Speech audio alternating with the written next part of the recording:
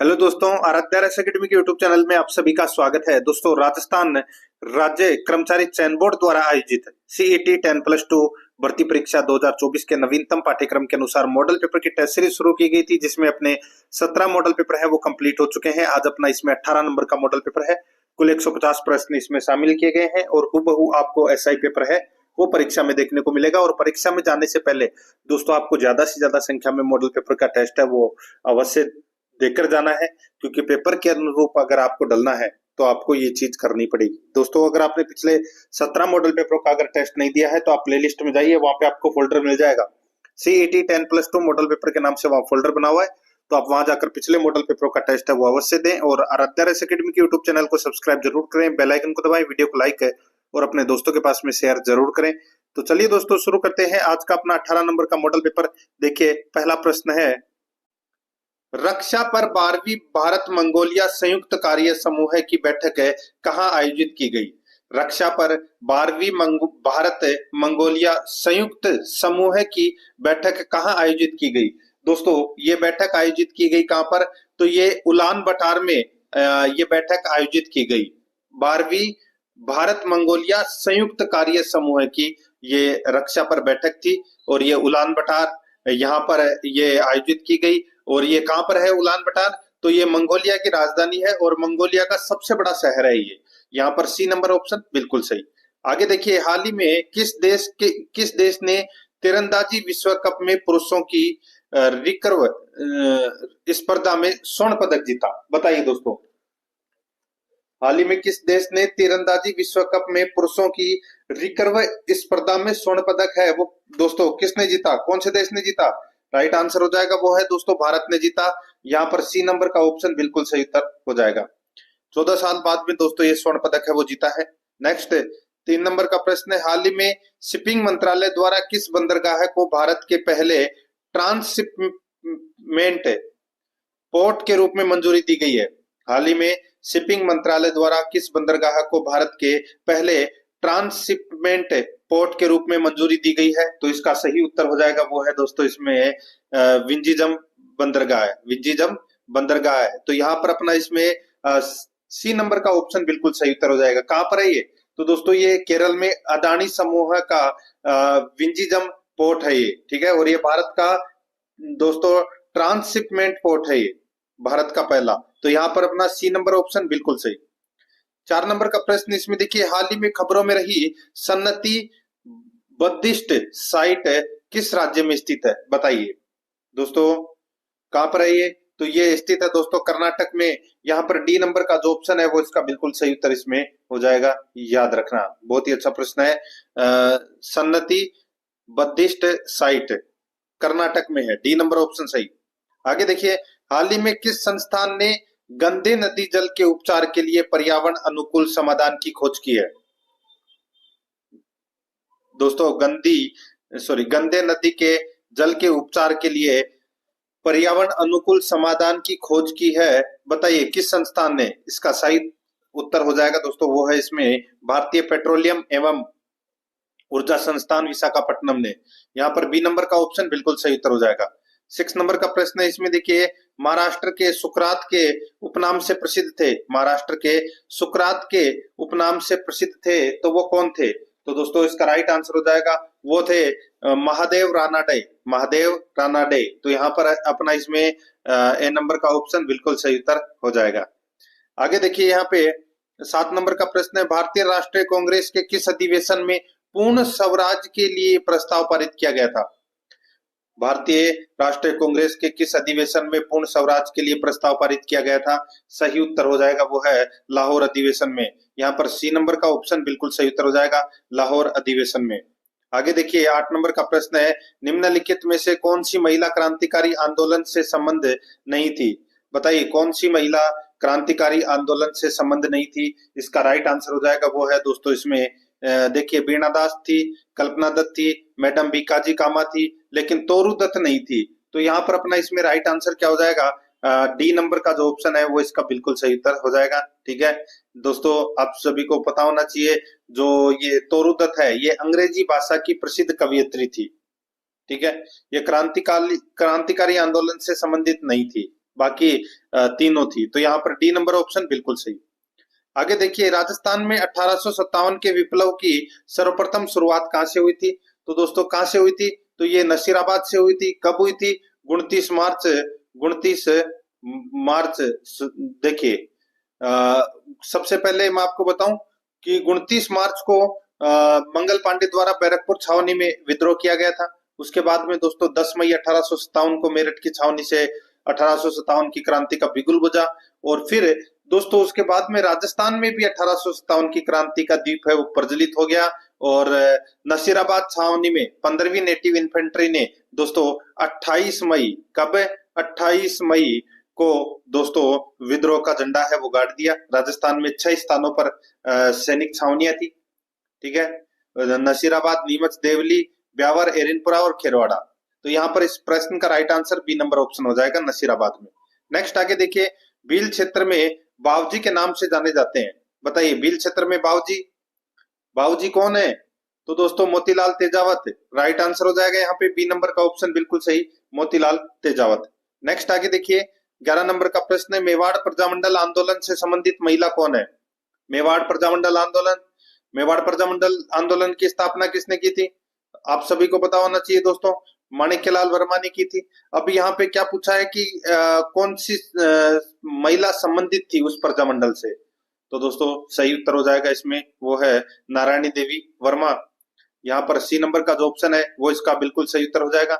मैंने भी आपको क्या बताया कि मेवाड़ प्रजामंडल की स्थापना किसने की थी? तो माणिक्यलाल वर्मा ने की थी। तो उन्हीं की तो पत्नी है कौन? नारायणी देवी वर्मा। सी नंबर ऑप्शन बिल्कुल सही। आगे देखिए, 12 नंबर का प्रश्न है, लॉर्ड माउंट बेटन ने निम्न में से कौन से पत्र या पत्रों पर हस्ताक्षर करने हेतु रियासतों को परामर्श दिया? लॉर्ड माउंटबेटन ने निम्न में से कौन से पत्र या पत्रों पर हस्ताक्षर करने हेतु रियासतों को परामर्श दिया? बताइए।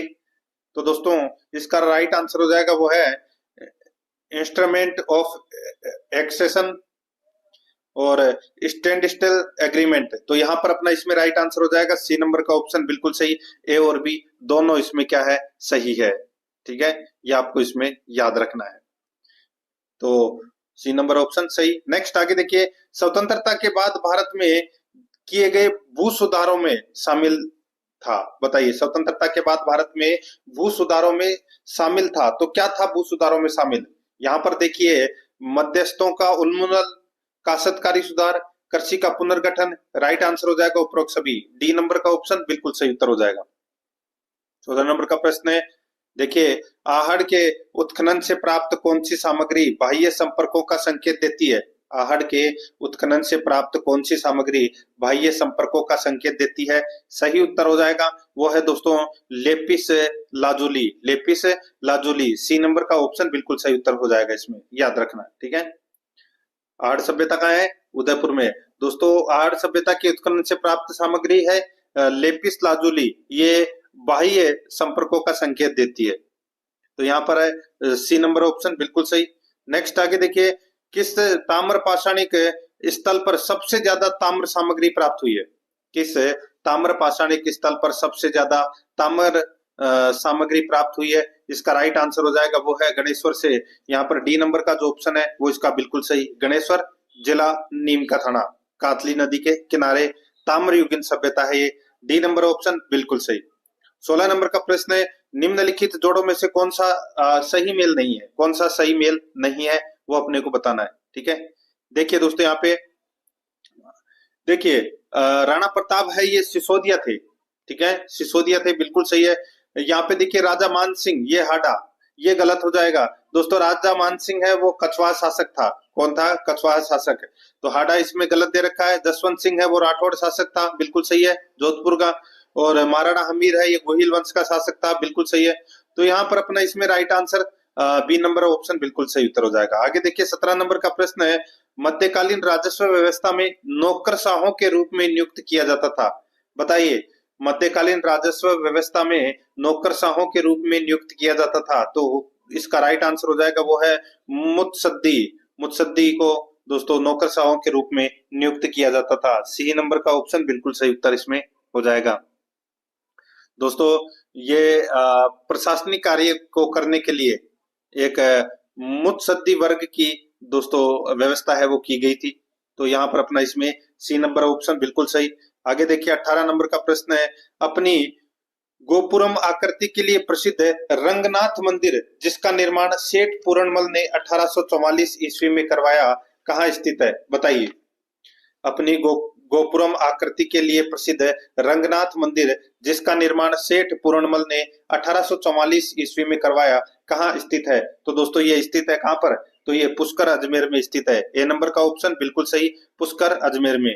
आगे देखिए 19 नंबर का प्रश्न है, कोटा चित्रकारी शैली की विषय वस्तु मुख्यतः, कोटा चित्रकारी शैली की विषय वस्तु मुख्यतः है तो वो कौन सी है? तो वो है दोस्तों कोटा की चित्रकला में दोस्तों शिकार के दृश्य हैं वो दिखाए गए हैं। यहाँ पर ए नंबर का ऑप्शन बिल्कुल सही उत्तर हो जाएगा, शिकार के दृश्य दिखाए गए हैं। 20 नंबर का प्रश्न इसमें देखिए, निम्नलिखित में से कौन सी कपड़े के विभिन्न टुकड़ों से सुंदर और सजावटी वस्तुएं बनाने की प्राचीन तकनीक है? निम्नलिखित में से कौन सी कपड़े के विभिन्न टुकड़ों से सुंदर और सजावटी वस्तुएं बनाने की प्राचीन तकनीक है? इसका राइट आंसर हो जाएगा वो है दोस्तों इसमें एप्लिक। यहाँ पर बी नंबर का ऑप्शन बिल्कुल सही उत्तर हो जाएगा, एप्लिक। नेक्स्ट आगे देखिए यहाँ पे 21 नंबर का प्रश्न है, राजस्थानी बोलियों का सर्वप्रथम विवरणात्मक वर्णन किसने किया? राजस्थानी बोलियों का सर्वप्रथम विवरणात्मक वर्णन है वो किसने किया? इसका राइट आंसर हो जाएगा वो है दोस्तों sir George Ibrahim Grierson, sir George Ibrahim Grierson. यहाँ पर सी नंबर का ऑप्शन बिल्कुल सही उत्तर इसमें हो जाएगा, याद रखना। इनकी पुस्तक का नाम है वो क्या है? तो लिंग्विस्टिक सर्वे ऑफ इंडिया। तो यहाँ पर इसका सही उत्तर हो जाएगा सी नंबर का ऑप्शन सही। 22 नंबर का प्रश्न है, किस लोक देवता की स्मृति में तिलवाड़ा का मेला लगता है? बताइए, तिलवाड़ा का मेला। तो दोस्तों ये मल्लीनाथ जी की स्मृति में दोस्तों ये तिलवाड़ा का मेला है वो लगता है। यहाँ पर डी नंबर का ऑप्शन बिल्कुल सही उत्तर हो जाएगा। कहां पर है ये तिलवाड़ा? पहले नवगठित जिलों से पहले दोस्तों ये बाड़मेर में था, लेकिन वर्तमान में ये बालोतरा जिले में है। ये भी आपको इसमें याद रखना है। डी नंबर ऑप्शन बिल्कुल सही। नेक्स्ट आगे देखिए, मरुभूमि के लोकगीत उनकी किस भावना के परिचायक है? मरुभूमि के लोकगीत उनकी किस भावना के परिचायक है? इसका राइट आंसर हो जाएगा वो है दोस्तों उमंग, वियोग, हृदय की पीड़ा। तो दोस्तों इसका राइट आंसर हो जाएगा समस्त वर्णित विकल्प। डी नंबर का जो ऑप्शन है वो इसका बिल्कुल सही उत्तर इसमें हो जाएगा। आगे देखिए 24 नंबर का प्रश्न है, बम नृत्य कहाँ का प्रसिद्ध नृत्य है? बम नृत्य कहाँ का प्रसिद्ध नृत्य है? तो दोस्तों ये अलवर भरतपुर का प्रसिद्ध नृत्य है बम नृत्य। ए नंबर का जो ऑप्शन है वो इसका बिल्कुल सही उत्तर इसमें हो जाएगा, याद रखना। और ये नई फसल आने की खुशी में ये नृत्य किया जाता है। नेक्स्ट आगे देखिए 25 नंबर का प्रश्न है, तारकसी के आभूषण किस स्थान के प्रसिद्ध है? तारकसी के आभूषण किस स्थान के प्रसिद्ध है? इसका राइट आंसर हो जाएगा वो है ये दोस्तों नाथ द्वारा राजसमंद के प्रसिद्ध है। नाथ द्वारा राजसमंद के प्रसिद्ध है ये तारकसी के आभूषण। यहाँ पर ए नंबर का ऑप्शन बिल्कुल सही उत्तर हो जाएगा। दोस्तों आराध्या रेस एकेडमी के यूट्यूब चैनल को अगर आपने अभी तक सब्सक्राइब नहीं किया तो एक बार सभी के सभी मित्र हैं वो फटाफट चैनल को सब्सक्राइब करें। और जिस किसी ने भी आराध्या रेस एकेडमी के यूट्यूब चैनल के साथ में नहीं जुड़े हैं तो जुड़े, और वीडियो को लाइक नहीं किया तो दोस्तों फटाफट वीडियो को लाइक करें जल्दी से फटाफट। और दोस्तों जल्दी ही 10+2 के लिए और RS प्री भर्ती परीक्षा के लिए मॉडल पेपर की टेस्ट सीरीज है वो 2-3 दिनों में शुरू कर दी जाएगी। तो जुड़े रहिए और एंजॉय करते रहिए आराध्या रेस एकेडमी के साथ में। देखिए यहाँ पे 36 नंबर का प्रश्न है, बिल्कुल निःशुल्क मिलेगी सुविधा आपको और ज्यादा से ज्यादा इसको लाभ आपको उठाना है और अपने मित्रों को भी बताना है। देखिए 26 नंबर का प्रश्न है, संत चरणदास राजस्थान के किस जिले से संबंधित है? संत चरणदास तो दोस्तों ये डेरा गांव अलवर में इनका जन्म हुआ था। तो यहाँ पर इसका राइट आंसर क्या हो जाएगा वो है अलवर में ही इनका क्या है मुख्य स्थान है। तो यहाँ पर डी नंबर का ऑप्शन बिल्कुल सही उत्तर हो जाएगा। इन्होंने चरणदासी संप्रदाय की स्थापना की थी, ये तो सभी को पता होगा। नेक्स्ट आगे देखिए 27 नंबर का प्रश्न है, तरताई माता जिसका मंदिर तलवाड़ा बांसवाड़ा में स्थित है उन्हें किस और नाम से भी जाना जाता है? तरताई माता जिसका मंदिर तलवाड़ा बांसवाड़ा में स्थित है उन्हें किस और नाम से भी जाना जाता है? इसका राइट आंसर हो जाएगा वो है त्रिपुरा सुंदरी। यहाँ पर सी नंबर का ऑप्शन बिल्कुल सही उत्तर हो जाएगा, त्रिपुरा सुंदरी। नेक्स्ट आगे देखिए यहाँ पे 28 नंबर का प्रश्न है, निम्न में से कौन सा नगर मध्यकाल में नील की खेती के लिए प्रसिद्ध था? बताइए, निम्नलिखित में से कौन सा नगर है मध्यकाल में नील की खेती के लिए प्रसिद्ध था? इसका राइट आंसर हो जाएगा वो है बयाना। बयाना कहाँ है? तो ये भरतपुर में है। तो यहाँ पर डी नंबर का ऑप्शन बिल्कुल सही उत्तर हो जाएगा। ये बयाना है, ये नील की खेती के लिए प्रसिद्ध था प्राचीन समय में। नेक्स्ट आगे देखिए यहाँ पे 29 नंबर का प्रश्न है, राजस्थान के स्वतंत्रता आंदोलन के दौरान गिरफ्तार एवं निर्वासित होने वाली राजस्थान की पहली महिला थी। तो वो पहली महिला थी दोस्तों श्रीमती अंजना देवी चौधरी। यहाँ पर बी नंबर का ऑप्शन बिल्कुल सही उत्तर हो जाएगा। और ये दोस्तों किन की पत्नी थी? तो रामनारायण चौधरी की पत्नी थी दोस्तों। यहाँ पर बी नंबर ऑप्शन सही। 30 नंबर का प्रश्न इसमें देखिए, सागरमल गोपा का संबंध किस रियासत से है? सभी को पता होगा दोस्तों इसका तो राइट आंसर ये जैसलमेर रियासत से इनका संबंध था। इनकी दोस्तों पुस्तकें हैं जैसे कि जैसलमेर का गुंडाराज, ठीक है, आजादी के दीवाने और रघुनाथ सिंगरा मुकदमा, ये 3 पुस्तकें हैं वो सागरमल गोपा की पुस्तकें हैं। यहाँ पर सी नंबर का ऑप्शन बिल्कुल सही उत्तर हो जाएगा। आगे देखिए 31 नंबर का प्रश्न है, कोटा के महाराव भीम सिंह कौन सा संघ बनाना चाहते थे? कोटा के महाराव भीम सिंह कौन सा संघ बनाना चाहते थे? इसका राइट आंसर हो जाएगा वो है हाड़ौती संघ। यहाँ पर 80 नंबर का ऑप्शन बिल्कुल सही उत्तर हो जाएगा। हाड़ौती संघ है वो बनाना चाहते थे। आगे देखिए यहाँ पे 32 नंबर का प्रश्न है, हिमालय के तराई क्षेत्र के भूस्वरूप की प्रकृति कैसी है? हिमालय के तराई क्षेत्र के भूस्वरूप की प्रकृति कैसी है? इसका सही उत्तर हो जाएगा दोस्तों वो है इसमें दलदली। कैसी है? दलदली। बी नंबर का ऑप्शन बिल्कुल सही उत्तर इसमें हो जाएगा।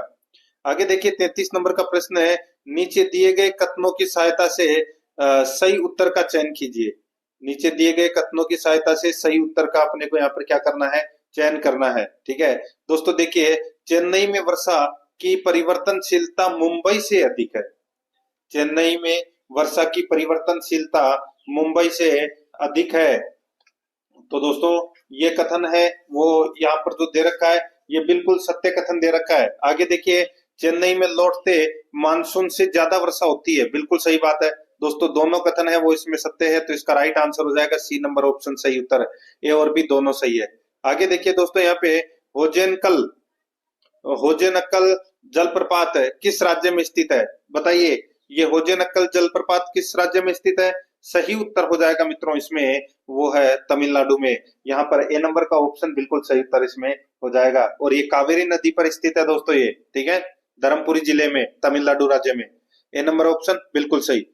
35 नंबर का प्रश्न इसमें देखिए, भारत में भारतीय वन सर्वेक्षण का मुख्यालय कहाँ स्थित है? भारत में भारतीय वन सर्वेक्षण का मुख्यालय कहाँ स्थित है? दोस्तों देहरादून में है, ये तो सभी को पता होगा, काफी बार परीक्षाओं में पूछा भी जा चुका है। एन नंबर का ऑप्शन बिल्कुल सही। 36 नंबर का प्रश्न है, खारे पानी में रहने वाले मगरमच्छ कहाँ पाए जाते हैं? खारे पानी में रहने वाले मगरमच्छ कहाँ पाए जाते हैं? ये पाए जाते हैं दोस्तों अंडमान और निकोबार द्वीप समूह में। अंडमान और निकोबार द्वीप समूह में। डी नंबर का ऑप्शन बिल्कुल सही उत्तर हो जाएगा। 37 नंबर का प्रश्न इसमें देखिए, चावल की एक अनोखी किस्म पोकल्ली जो लवणता को बनाए रख सकती है वह स्थानिक रूप से भारत के किस राज्य से है? बताइए, चावल की एक अनोखी किस्म पोकल्ली जो लवणता को बनाए रख सकती है वह स्थानिक रूप से भारत के किस राज्य से है? इसका सही उत्तर हो जाएगा वो है दोस्तों केरल से। सी नंबर का ऑप्शन बिल्कुल सही, केरल से, याद रखना। ठीक है, ये चावल की एक अनोखी किस्म है पोकल्ली जो लवणता को बनाए रख सकती है। तो यहाँ पर अपना सी नंबर ऑप्शन बिल्कुल सही। आगे देखिए, छोटा नागपुर के पठार में निम्नलिखित में से कौन सा खनिज नहीं पाया जाता? बताइए, छोटा नागपुर के पठार में कौन सा खनिज नहीं पाया जाता? यहाँ पर देखिए, लोहा, कोयला, मैग्नीज, ये तीनों पाए जाते हैं, सोना नहीं पाया जाता मित्रों। ये आपको इसमें याद रखना है, लोहा, कोयला, मैग्नीज, ये खनिज पाए जाते हैं। राइट आंसर हो जाएगा डी नंबर ऑप्शन बिल्कुल सही। आगे देखिए 39 नंबर का प्रश्न है, भारत में पवन ऊर्जा की विशालतम पेटी किस राज्य में अवस्थित है? भारत में पवन ऊर्जा की विशालतम पेटी किस राज्य में अवस्थित है? इसका सही उत्तर हो जाएगा वो है दोस्तों तमिलनाडु में। कहां पर है? तमिलनाडु में। सी नंबर ऑप्शन बिल्कुल सही, तमिलनाडु। नेक्स्ट आगे देखिए यहाँ पे 40 नंबर का प्रश्न है, टिस्को में लोहे के किस अयस्क का प्रयोग किया जाता है? टिस्को में लोहे के किस अयस्क का प्रयोग किया जाता है? राइट आंसर हो जाएगा हेमेटाइट। हेमेटाइट ये लोहे का अयस्क है दोस्तों, और हेमेटाइट अयस्क का प्रयोग किया जाता है टिस्को में। तो इसका सही उत्तर हो जाएगा ए नंबर ऑप्शन का, एक ए नंबर का ऑप्शन सही उत्तर हो जाएगा। ये टिस्को कहाँ है? तो दोस्तों ये ओडिशा में है, ठीक है। आगे देखिए दोस्तों, यहाँ पे 41 नंबर का प्रश्न है, भारत में पूर्वी तट के प्रमुख बंदरगाहों का उत्तर से दक्षिण क्रम है। पूर्वी तट के प्रमुख बंदरगाहों का उत्तर से दक्षिण क्रम है, वो क्या है? तो दोस्तों वो है, इसमें क्रम है पारादीप, विशाखापट्टनम, चेन्नई, तुतीकोरन। तो यहाँ पर बी नंबर का जो ऑप्शन है वो इसका बिल्कुल सही उत्तर इसमें हो जाएगा। आगे देखिए 42 नंबर का प्रश्न है, हाल ही में निर्मित सलुम्बर जिले को किस जिले या जिलों के भूभाग से अलग कर बनाया गया है? हाल ही में निर्मित सलुम्बर जिले को किस जिले या जिलों के भूभाग से अलग कर बनाया गया है? इसका राइट आंसर हो जाएगा, वो है दोस्तों इसमें उदयपुर जिले। तो यहाँ पर डी नंबर का ऑप्शन बिल्कुल सही उत्तर हो जाएगा। उदयपुर जिले में दोस्तों 4 उपखंड है और 5 तहसीलें हैं। सॉरी, उदयपुर जिले के 4 उपखंड और 5 तहसीलों को अलग करके सलुम्बर नया जिला बनाया गया है, ठीक है। तो यहाँ पर इसमें right answer D number option बिल्कुल सही। 43 नंबर प्रश्न है, गग्गर नदी के तल को स्थानीय भाषा में क्या कहा जाता है? सभी को पता है, नाली कहा जाता है दोस्तों। ए नंबर ऑप्शन बिल्कुल सही। 44 नंबर प्रश्न है, राजस्थान में अधिकांश वर्षा होती है। अधिकांश वर्षा बंगाल की खाड़ी के मानसून पवनों से होती है। यहाँ पर बी नंबर ऑप्शन बिल्कुल सही। आगे देखिए, श्री महावीर जी मंदिर करौली निम्न में से किस नदी के तट पर स्थित है? दोस्तों ये गंभीर नदी के तट पर स्थित है। राइट आंसर इसमें बी नंबर ऑप्शन बिल्कुल सही। नेक्स्ट देखिए, यहाँ पे सुमेलित करना है। एक तरफ सूची फर्स्ट में खनिज दे रखा है, सूची सेकंड में खनन क्षेत्र है। यहाँ पर देखिए सीसा दस्ता का जो खनन क्षेत्र है वो दोस्तों है गुड्डा किशोरी दास। कहाँ पर है ये? तो दोस्तों ये अलवर में है, ठीक है। और टंगस्टन का उत्पादन दोस्तों कहाँ पर होता है? ये वाल्टा सिरोही में टंगस्टन का उत्पादन होता है। मैग्नीज लीलवाणी दोस्तों, लीलवाणी कहाँ है? तो ये बांसवाड़ा में, तो वहां पर मैग्नीज का खनन क्षेत्र है। और तांबा का है दोस्तों कोल्हन है झुंझुनू में। तो यहाँ पर इसका राइट आंसर क्या हो जाएगा? 3 4 1 2 3 4 1 2 इसका राइट आंसर हो जाएगा। यहाँ पे सही से टाइप नहीं हुआ। देखिए पहले नंबर के ऑप्शन में 4 के आगे आपको 3 लगाना है, ठीक है। तो यहाँ पर 3 4 1 2 हो जाएगा। एक नंबर का ऑप्शन बिल्कुल सही। 47 नंबर का प्रश्न है, राजस्थान के वे जिले जिनमें खस नाम की सुगंधित घास प्रचुरता में मिलती है। खस नाम की सुगंधित घास प्रचुर मात्रा में उगती है। तो दोस्तों ये उगती है भरतपुर, टोंक, सवाई माधोपुर में। सी नंबर का ऑप्शन बिल्कुल सही उत्तर हो जाएगा। दोस्तों इनकी यानी कि इस घास की जड़ों से सुगंधित तेल निकाला जाता है और इसका प्रयोग है वो इत्र, शरबत है, इनमें इसका प्रयोग किया जाता है, साबुन भी बनाया जाता है दोस्तों, ठीक है। यहाँ पर सी नंबर ऑप्शन बिल्कुल सही। आगे देखिए 48 नंबर का प्रश्न है, इनमें से कौन सी परियोजना जापान इंटरनेशनल कॉरपोरेशन एजेंसी के सहयोग से चलाई जा रही है? इनमें से कौन सी परियोजना जापान इंटरनेशनल कॉरपोरेशन एजेंसी के सहयोग से चलाई जा रही है? इसका राइट आंसर हो जाएगा, वो है राजस्थान वानिकी एवं जैव विविधता परियोजना। यहाँ पर बी नंबर का ऑप्शन बिल्कुल सही उत्तर इसमें हो जाएगा। आगे देखिए 49 नंबर प्रश्न है, राजस्थान के नागौर, पाली, अजमेर और जयपुर जिलों में मुख्य रूप से कौन सी मिट्टी पाई जाती है? राजस्थान के नागौर, पाली, अजमेर और जयपुर जिलों में मुख्य रूप से कौन सी मिट्टी पाई जाती है, बताइए। तो दोस्तों इसका जो राइट आंसर हो जाएगा वो है, इसमें कौन सी मिट्टी पाई जाती है? तो दोस्तों सिरोजेम्स मिट्टी पाई जाती है दोस्तों ये, ठीक है, सिरोजेम्स यहाँ पर है। इसमें बी नंबर का जो ऑप्शन है वो इसका बिल्कुल सही उत्तर इसमें हो जाएगा, याद रखना। नेक्स्ट आगे देखिए, यहाँ पे राजस्थान के किस जिले में अमेरिकन कपास का उत्पादन होता है? अमेरिकन कपास का उत्पादन नाम तो सुना ही होगा दोस्तों, हनुमानगढ़, गंगानगर। तो यहाँ पर गंगानगर ऑप्शन में दे रखा है, तो डी नंबर का ऑप्शन बिल्कुल सही उत्तर इसमें हो जाएगा, याद रखना, ठीक है दोस्तों। देखिए कपास की अगर मैं 3 किस्मों के बारे में बात करूं, एक है देसी कपास, एक है अमेरिकी कपास और एक है मालवी कपास। तो मालवी का तो दोस्तों कोटा, बूंदी, टोंक, बांसवाड़ा, झालावाड़ में इसका उत्पादन होता है। अमेरिकी कपास में दोस्तों आपको गंगानगर, हनुमानगढ़ और बांसवाड़ा याद रखना है। और देसी कपास उदयपुर, चित्तौड़गढ़, ये बाकी और जिले आप जहाँ पे उत्पादन होता है वो देसी कपास है, ठीक है। तो यहाँ पर डी नंबर ऑप्शन बिल्कुल सही। दोस्तों 50 क्वेश्चन अपने कंप्लीट हो चुके हैं, 100 क्वेश्चन और बाकी है। और अभी तक आपने आराध्या एकेडमी के यूट्यूब चैनल को सब्सक्राइब नहीं किया तो सब्सक्राइब जरूर करें, और वीडियो को लाइक नहीं किया तो फटाफट वीडियो को लाइक करें और बेल आइकन को दबाएं ताकि नोटिफिकेशन है वो आपके पास में निरंतर पहुंचता रहे। देखिए 51 नंबर का प्रश्न है, वर्ष 2001 से 2011 अवधि में राजस्थान के निम्नलिखित जिलों में से किसमें उच्चतम दशकीय जनसंख्या वृद्धि दर पाई गई? कि बताइए किसमें उच्चतम दशकीय जनसंख्या वृद्धि दर पाई गई? ये तो सभी को पता होना चाहिए दोस्तों। राइट आंसर हो जाएगा इसमें आंख बंद करके बाड़मेर 32.5% इसमें दशकीय वृद्धि दर रही। ये आपको इसमें याद रखना। और सबसे कम दशकीय जो जनसंख्या वृद्धि दर है वो श्री गंगानगर जिले में रही थी 10%। यहाँ पर डी नंबर ऑप्शन बिल्कुल सही। आगे देखिए 52 नंबर का प्रश्न है, फड़का क्या है? फड़का, फड़का दोस्तों कथोड़ी महिलाओं द्वारा पहनी जाने वाली साड़ी है, उसको बोलते हैं फड़का।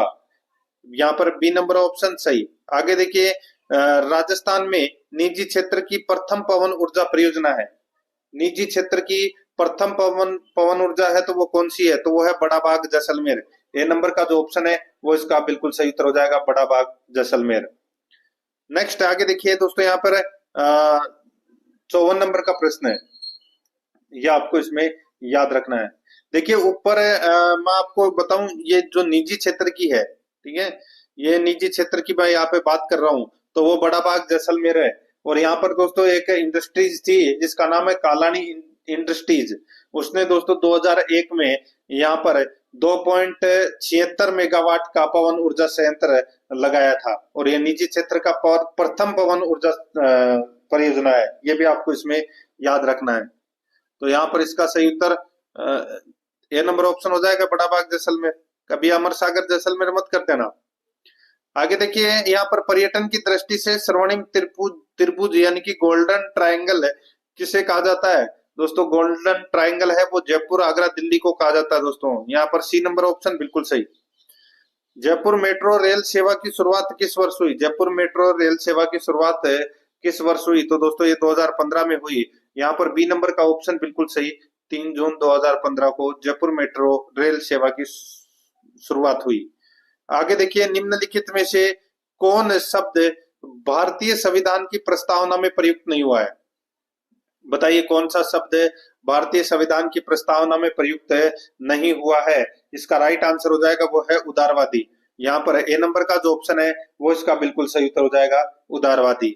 नेक्स्ट है आगे देखिए यहाँ पे 57 नंबर का प्रश्न है, सूची फर्स्ट में मौलिक अधिकार दे रखा है और सूची सेकंड में भारतीय संविधान के अनुच्छेद दे रखे हैं।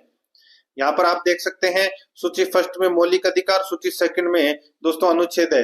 देखिए समता का अधिकार, समता का अधिकार है वो दोस्तों कौन से अनुच्छेद से कौन से अनुच्छेद तक है? पता होगा दोस्तों आप सभी को, ये तो नॉर्मल सी चीज है दोस्तों। अनुच्छेद 14 से 18 तक है, ये समता का अधिकार है। तो यहाँ पर पहले का पहला हो जाएगा। स्वतंत्रता का जो अधिकार है वो दोस्तों अनुच्छेद 25 में है, स्वतंत्रता का अधिकार। धर्म की स्वतंत्रता का अधिकार, धर्म की यहाँ पर देखिए स्वतंत्रता का अधिकार ये दोस्तों अनुच्छेद 19 है, जिसमें दोस्तों अनुच्छेद 19 है ये स्वतंत्रता के अधिकार से संबंधित है दोस्तों ये। और धर्म की स्वतंत्रता का अधिकार अनुच्छेद 25 है और संवैधानिक उपचारों का अधिकार वो है दोस्तों अनुच्छेद 32।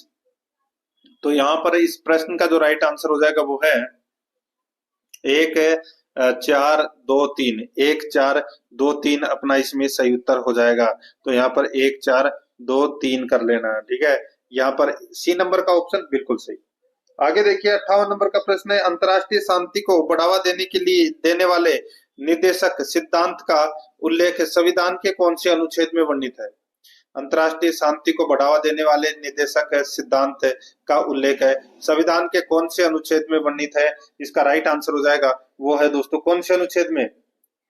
तो इसका सही उत्तर हो जाएगा वो है अनुच्छेद 51 में। यहाँ पर डी नंबर का ऑप्शन बिल्कुल सही उत्तर हो जाएगा। अंतरराष्ट्रीय शांति और सुरक्षा की अभिवृद्धि है अनुच्छेद 51 में। तो यहाँ पर डी नंबर ऑप्शन बिल्कुल सही उत्तर हो जाएगा। आगे देखिए यहाँ पर 59 नंबर प्रश्न, निम्नलिखित में से कौन सा कर्तव्य मौलिक कर्तव्य नहीं है? बताइए, पढ़ लीजिए चारों के चारों ऑप्शन। तब तक मैं जल ग्रहण कर लेता हूं। चारों के चारों ऑप्शन पढ़िए और देखिए कि कौन सा मौलिक कर्तव्य नहीं है।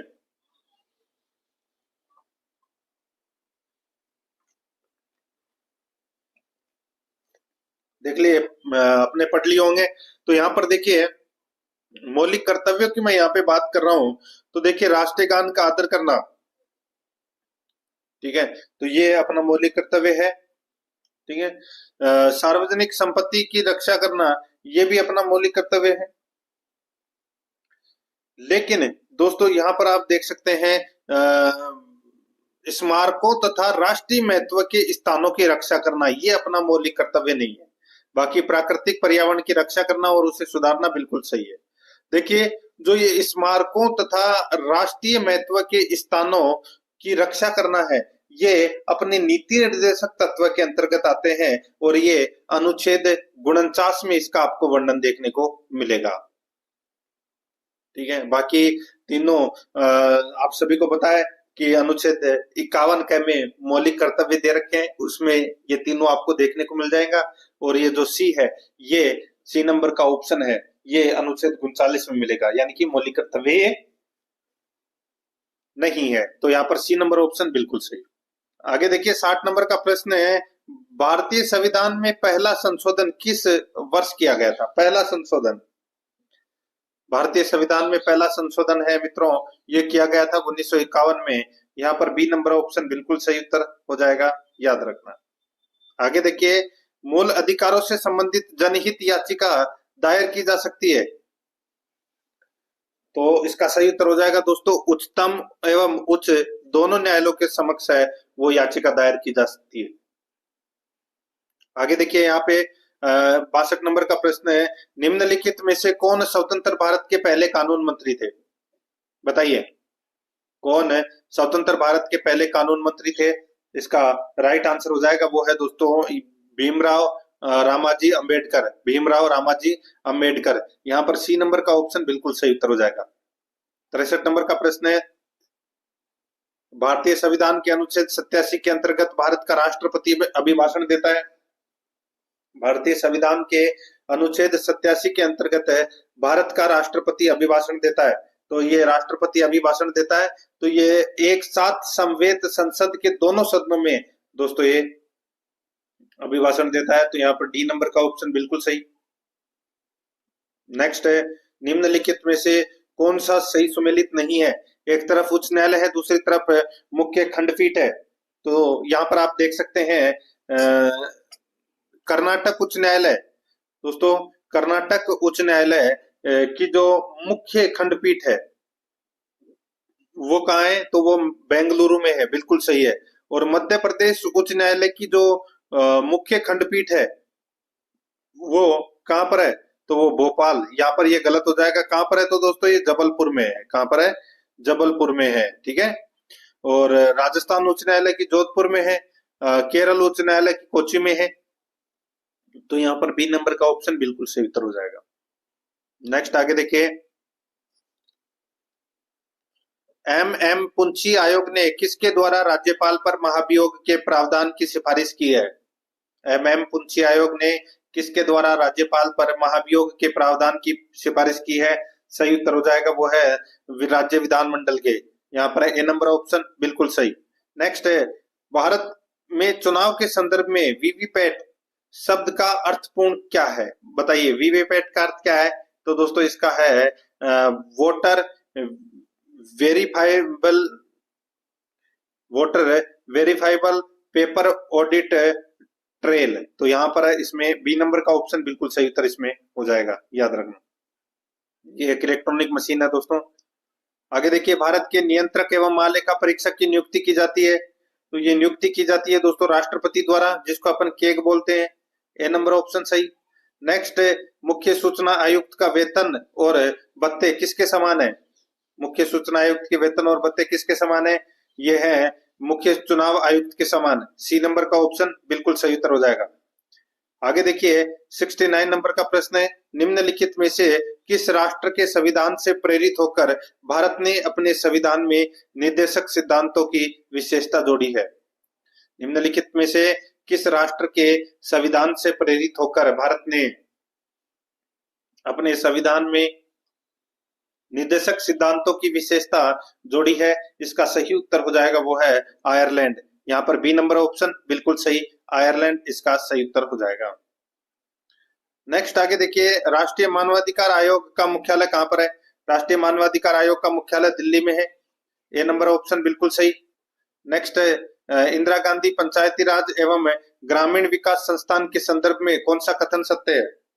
इंदिरा गांधी पंचायती राज एवं ग्रामीण विकास संस्थान के संबंध में कौन सा कथन सत्य है? यहाँ पर आप देख सकते हैं दोस्तों, सत्य कथन है वो अपने को यहाँ पर बताना है। ठीक है, अच्छा प्रश्न आप इसको कह सकते हैं। यह एक स्वशासी पंजीकृत संस्था है, यह एक स्वशासी पंजीकृत संस्था है। तो दोस्तों क्या ये कथन है वो सही है? तो दोस्तों यहाँ पर ये कथन दे रखा है, ये बिल्कुल सही कथन है। स्वशासी पंजीकृत संस्था है पंचायती राज।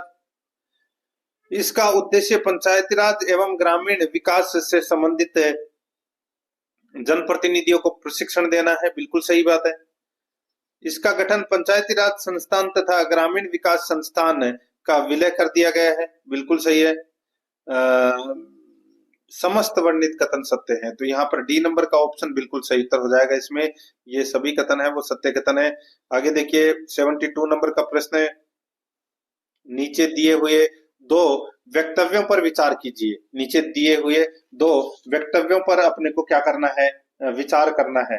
तो आप यहाँ पर दोस्तों देख सकते हैं इसमें कौन सा कथन है वो इसमें सत्य है। देखिए अच्छा प्रश्न आप इसको भी कह सकते हैं। देखिए कथन ए में देखिए, राज्य का राज्यपाल अपने पद पर राष्ट्रपति की इच्छा पर्यंत ही रहता है, बिल्कुल सही बात है। कारणार्थ देखिए, राज्यपाल की नियुक्ति प्रधानमंत्री द्वारा की जाती है, गलत हो जाएगा। राष्ट्रपति के द्वारा की जाती है, तो अपना दूसरा तो गलत हो ही गया। कथन ये सही है और आर गलत है, तो यहाँ पर सी नंबर का ऑप्शन बिल्कुल सही उत्तर इसमें हो जाएगा। नेक्स्ट है, राज्य प्रशासन का राजनीतिक प्रमुख होता है। राज्य प्रशासन का राजनीतिक प्रमुख होता है तो कौन होता है?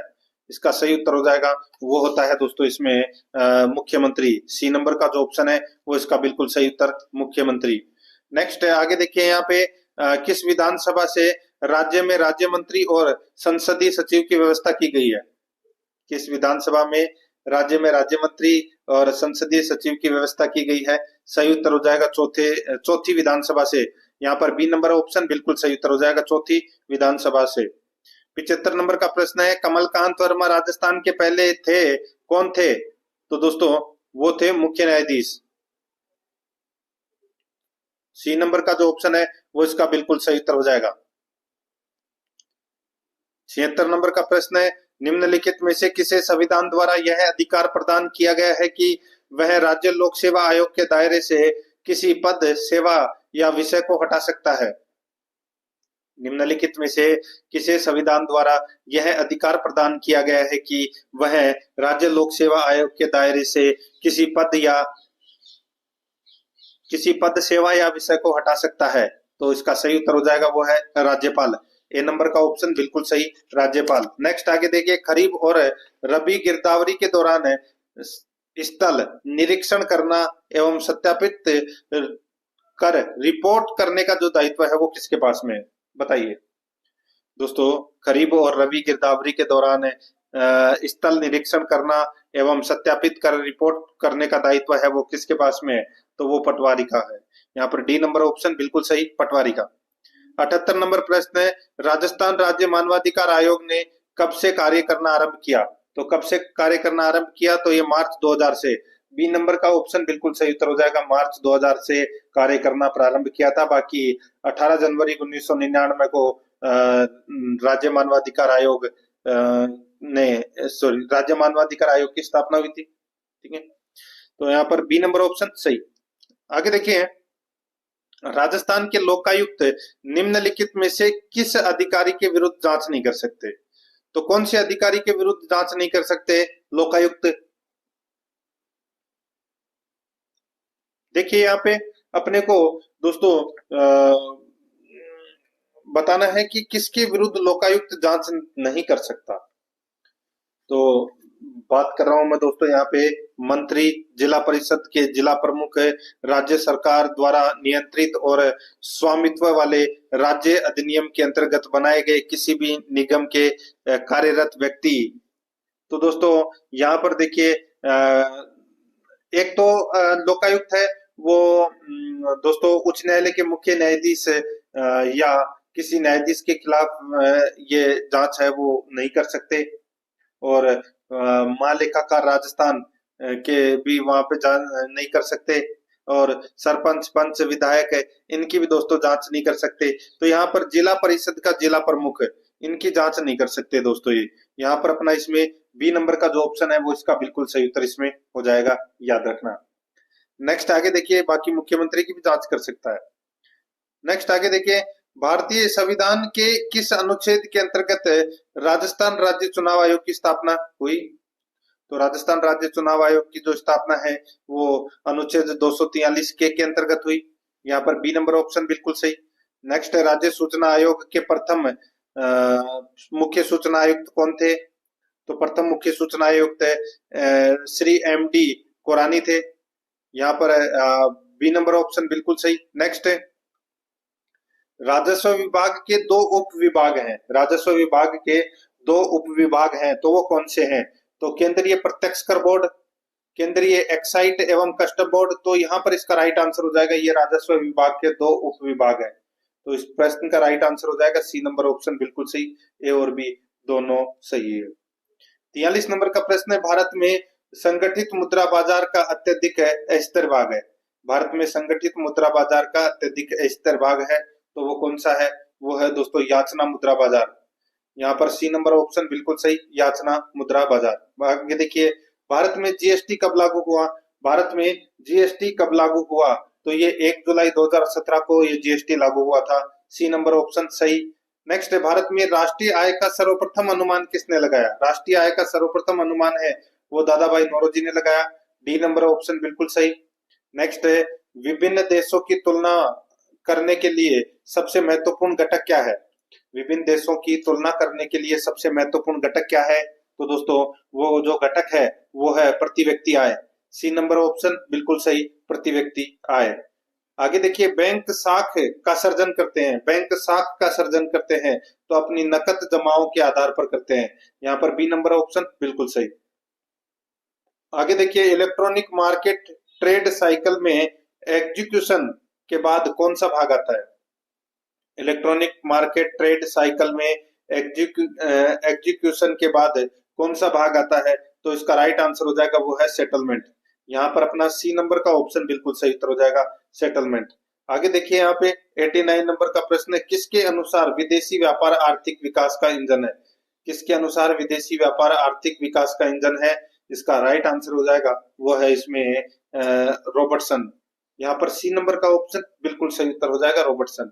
90 नंबर का प्रश्न है, भारत में हरित क्रांति कौन सी फसल के लिए बीज की उच्च पैदावार वाली किस्मों की शुरुआत थी? भारत में हरित क्रांति के लिए बीज की उच्च पैदावार वाली किस्मों की शुरुआत थी। राइट आंसर हो जाएगा इसमें वो है गेहूं। सी नंबर का ऑप्शन बिल्कुल सही उत्तर, गेहूं। नेक्स्ट आगे देखिए, यहाँ पे 91 नंबर का प्रश्न है, द्वितीय पंचवर्षीय योजना किस मॉडल पर आधारित थी? कौन से मॉडल पर आधारित थी? सही उत्तर हो जाएगा दोस्तों इसमें वो है महालनोबिस मॉडल पर आधारित थी। यहाँ पर डी नंबर का जो ऑप्शन है वो इसका बिल्कुल सही उत्तर हो जाएगा, याद रखना। नेक्स्ट आगे देखिए, यहाँ पे भारत में आर्थिक सुधारों के अंतर्गत अर्थव्यवस्था के उदारीकरण के लिए अपनाए गए उपाय हैं। भारत में आर्थिक सुधारों के अंतर्गत अर्थव्यवस्था के उदारीकरण के लिए अपनाए गए उपाय हैं, तो वो उपाय कौन से हैं?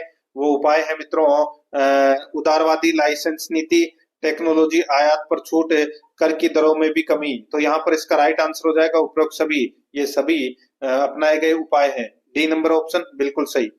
नेक्स्ट, निम्नलिखित में से कौन सा लिफ्ट नहर लाभान्वित जिले सुमेलित नहीं है? कौन सा लिफ्ट नहर लाभान्वित जिले सुमेलित नहीं है? दोस्तों इसका जो राइट आंसर हो जाएगा वो है इसमें देखिए, डॉक्टर करणी लिफ्ट नहर से बीकानेर और जोधपुर को जल प्राप्त होता है, बिल्कुल सही है। गुरु जम्बेश्वर से दोस्तों बीकानेर, जोधपुर और जैसलमेर को जल प्राप्त होता है, सही है। पोखरण नहर से जैसलमेर और जोधपुर को जल प्राप्त होता है, सही है। वीर तेजाजी से नागौर और जोधपुर, दोस्तों ये अपना इसमें गलत हो जाएगा। दोस्तों यहाँ पर जो वीर तेजाजी लिफ्ट नहर है, जिसका पहले नाम था बांगड़सर लिफ्ट नहर, ठीक है। इनसे लाभान्वित जिले दो ही है, एक तो बीकानेर और एक अनूपगढ़। तो यहाँ पे नागौर और जोधपुर है वो गलत दे रखा है, तो यहाँ पर डी नंबर ऑप्शन बिल्कुल सही उत्तर हो जाएगा। 94 नंबर का प्रश्न, निम्न में से राजस्थान की लोकप्रिय तार कठपुतली कौन सी है? राजस्थान की लोकप्रिय तार कठपुतली कौन सी है? इसका सही उत्तर हो जाएगा वो है इसमें कौन सी तार कठपुतली कौन सी है? तो वो है कठपुतली। यहाँ पर बी नंबर का ऑप्शन बिल्कुल सही उत्तर इसमें हो जाएगा। आगे देखिए 95 नंबर प्रश्न है, राजस्थान में छप्पनिया अकाल पड़ा था। राजस्थान में छप्पनिया अकाल पड़ा था, तो यह अकाल पड़ा था दोस्तों 1899 में, ठीक है। यहाँ पर अपना ए नंबर का ऑप्शन बिल्कुल सही उत्तर इसमें हो जाएगा 1899 में। विक्रम संवत की अगर मैं बात करूं तो इसमें आप 56 साल 57 साल और जोड़ दीजिए तो कितना हो जाएगा 1956, ठीक है। तो यहाँ पर ए नंबर ऑप्शन बिल्कुल सही उत्तर हो जाएगा। आगे देखिए, निम्नलिखित में से राजस्थान में कौन सा या कौन से महत्वपूर्ण खनिज आधारित उद्योग है? तो बताइए कौन से खनिज आधारित उद्योग है राजस्थान में? यहाँ पर आप देख सकते हैं राजस्थान में खनिज आधारित उद्योग है। देखिए, जस्ता गलन उद्योग है, बिल्कुल सही है। सीमेंट उद्योग है, बिल्कुल सही है। इलेक्ट्रॉनिक उद्योग नहीं है, संगमरमर उद्योग है। तो यहाँ पर 1 2 4 है वो इसमें सही उत्तर हो जाएगा, यानी कि सी नंबर का ऑप्शन बिल्कुल सही। नेक्स्ट आगे देखिए 97 नंबर का प्रश्न है, तेंदुलकर समिति की रिपोर्ट के कुल गरीबी का अनुपात 2011-12 में राजस्थान का कितना था? बताइए, अच्छा प्रश्न आप इसको कह सकते हैं। तेंदुलकर समिति की रिपोर्ट के अनुसार 2011-12 में राजस्थान में कुल गरीबी का अनुपात है, तो दोस्तों कितना है वो? इसका सही उत्तर हो जाएगा वो है 14.7%। यहाँ पर ए नंबर का ऑप्शन बिल्कुल सही। आगे देखिए 98 नंबर का प्रश्न है, आस्था योजना का संबंध है। आस्था योजना का संबंध किससे है? तो दोस्तों ये विशेष योग्यजन से है। यहाँ पर ए नंबर का ऑप्शन बिल्कुल सही उत्तर इसमें हो जाएगा। आगे देखिए यहाँ पे 99 नंबर प्रश्न है, राजस्थान फाउंडेशन की स्थापना हुई। राजस्थान फाउंडेशन की जो स्थापना है मित्रों, ये हुई थी कब? तो ये 2001 में हुई थी। बी नंबर का ऑप्शन बिल्कुल सही। 100 नंबर का प्रश्न है, निम्नलिखित में से किस समिति द्वारा पंचायत में ग्राम सेवक व सचिव की नियुक्ति की सिफारिश की गई? तो ये की गई दोस्तों गिरधारी लाल व्यास समिति की सिफारिश पर, ठीक है। यहाँ पर डी नंबर का जो ऑप्शन है वो इसका बिल्कुल सही उत्तर इसमें हो जाएगा। अब दोस्तों आगे देखिए, अपन कंप्यूटर से संबंधित प्रश्न पढ़ रहे हैं, और अगर आपने अभी तक है तो दोस्तों क्लास को लाइक नहीं किया तो एक बार फटाफट मित्रों क्लास को लाइक जरूर करें, जल्दी से कीजिए, समय कम है। 101 नंबर का प्रश्न इसमें देखिए, कंप्यूटर से किसी फाइल अथवा फोल्डर को डिलीट करने के लिए हम प्रयुक्त करते हैं। कंप्यूटर से किसी फाइल या फोल्डर को डिलीट करने के लिए हम प्रयुक्त करते हैं। इसका जो राइट आंसर हो जाएगा वो है इसमें शिफ्ट प्लस डिलीट है। यहाँ पर सी नंबर का जो ऑप्शन है वो इसका बिल्कुल सही उत्तर हो जाएगा, शिफ्ट प्लस डिलीट है। नेक्स्ट है आगे देखिए 102 नंबर का प्रश्न है, निम्न में से कौन सुमेलित नहीं है? कौन सुमेलित नहीं है वो अपने को यहाँ पर बताना है। देखिए, एमएस वर्ड का जो एक्सटेंशन होता है वो होता है दोस्तों .doc, और एमएस एक्सेल का होता है दोस्तों .xls, और यहाँ पर देखिए एमएस पेंट का होता है .jpg। तो ये तीनों क्या है? ये एक्सटेंशन है फाइल के, यानी कि कोई भी फाइल आप सेव करोगे तो जिसमें जो फाइल सेव करोगे उसके आगे आप कुछ भी नाम लिख के सेव करोगे, जैसे Aaradhya RS academy dot automatic लग जाएगा, .doc ऑटोमेटिक लग जाएगा, अगर एक्सेल में करोगे तो .xls ऑटोमेटिक लग जाएगा, और एमएस पेमेंट में दोस्तों .jpg लग जाएगा। यहाँ पे एमएस पावर पॉइंट में PTG ये गलत हो जाएगा दोस्तों इसमें। यहाँ पर मैं आपको बताऊं दोस्तों, देखिए एमएस एक्सेल का तो XLTS भी होता है, ठीक है। और जो यहाँ पे जो पावर पॉइंट है, पावर पॉइंट का दोस्तों इसमें हो जाएगा PPTX हो जाएगा, .PPT और X, और ये जो XLS है एक्सेल का जो दे रखा है, ठीक है, इसका एक्सटेंशन XLTS भी होता है, .XLTS। तो यहाँ पर इसका राइट आंसर डी नंबर का ऑप्शन आपको करना है। नेक्स्ट आगे देखिए, कंप्यूटरिंग में सूचना प्रोसेस करने वाले सिस्टम जैसे कि कंप्यूटर या अन्य सूचना उपकरण को डेटा और कंट्रोल सिग्नल प्रदान करने के लिए पेरिफेरल कंप्यूटर हार्डवेयर उपकरण के भाग को उपयोग किया जाता है। कंप्यूटरिंग में सूचना प्रोसेस करने वाले सिस्टम जैसे कि कंप्यूटर या अन्य सूचना उपकरण को डेटा और कंट्रोल सिग्नल प्रदान करने के लिए पेरिफेरल कंप्यूटर हार्डवेयर उपकरण के भाग को उपयोग किया जाता है। इसका राइट आंसर हो जाएगा वो है इसमें इनपुट डिवाइस। इनपुट डिवाइस इसका राइट आंसर हो जाएगा, बी नंबर ऑप्शन सही। नेक्स्ट 104 नंबर का प्रश्न है, प्रिंटर की मुद्रण गुणवत्ता प्रिंट क्वालिटी किसमें दी जाती है? तो दोस्तों ये दी जाती है किसमें? इसका राइट आंसर हो जाएगा ये डॉट पर इंच यानी कि डॉट प्रति इंच में दी जाती है। यहाँ पर बी नंबर ऑप्शन बिल्कुल सही उत्तर हो जाएगा। 105 नंबर का प्रश्न है, इसमें देखिए एमएस एक्सेल में सेल A1 से सेल A10 तक का योग करने का सूत्र क्या है? एमएस एक्सेल में सेल A1 से सेल A10 तक का योग करने का जो सूत्र है वो क्या है? तो वो सूत्र है बराबर सम A1 अनुपात दोस्तों A10। तो ये इसका राइट आंसर हो जाएगा, ए नंबर का ऑप्शन बिल्कुल सही। नेक्स्ट आगे देखिए, यहाँ पे भारत में जैव पेटेंट के संदर्भ में क्या सही है? भारत में जैव पेटेंट के संदर्भ में क्या सही है? दोस्तों यहाँ पर आप देखिए, सन 2001 में पेटेंट प्रक्रिया हेतु भारत ने बुडापेस्ट संधि की, बिल्कुल सही है। सन 2002 से पूर्व जीवित सत्य एवं जैविक वस्तुओं पर पेटेंट की अनुमति नहीं थी, बिल्कुल सही है। जैव तकनीक के क्षेत्र में पेटेंट प्रदान करने हेतु सन 2002 में कानून में संशोधन हुआ, सही है। इसका राइट आंसर हो जाएगा उपरोक्त सभी, डी नंबर ऑप्शन बिल्कुल सही।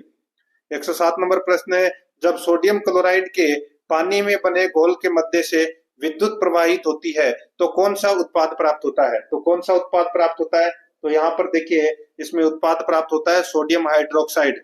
सोडियम हाइड्रोक्साइड यानी कि दोस्तों NaOH प्लस HCl। तो यहाँ पर अपना इसमें राइट आंसर सोडियम हाइड्रोक्साइड,